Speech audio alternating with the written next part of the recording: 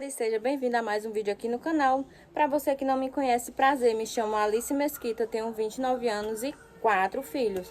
E para vocês que caiu aqui de paraquedas e gostam desse tipo de vídeo de rotina, já se inscreve para não perder os próximos vídeos.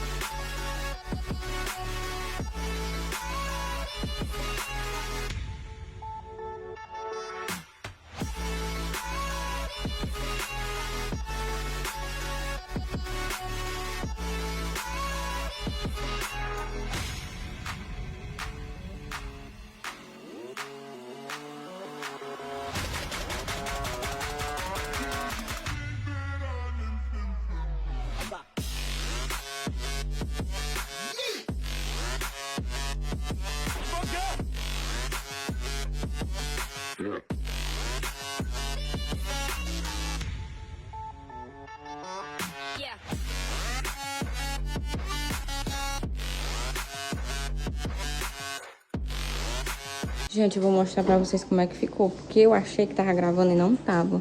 Já sequei, coloquei tudo no canto, ó. Vou limpar o chão, né, que falta limpar o chão agora. Coloquei as águas, as cores da geladeira. Tudo limpinho, organizado.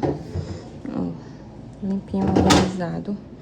Tudo no seu canto, devido ao lugar. E eu organizei isso aqui, tudo lindinho. E eu achei que tava gravando e não tava. O celular parou de gravar sozinho, porque eu acho que o telefone ficou quente, aí parou de gravar.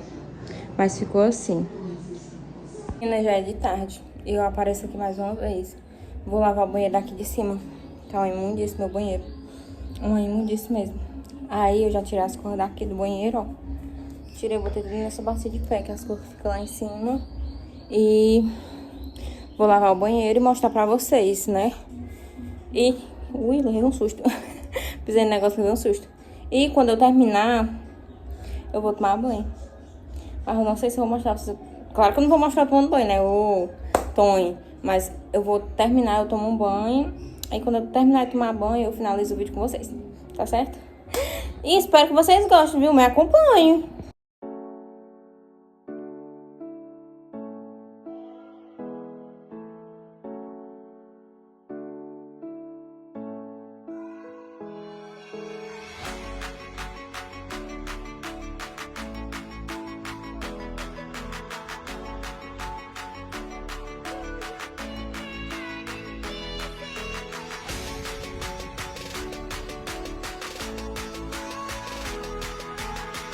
Gente, eu já tomei banho.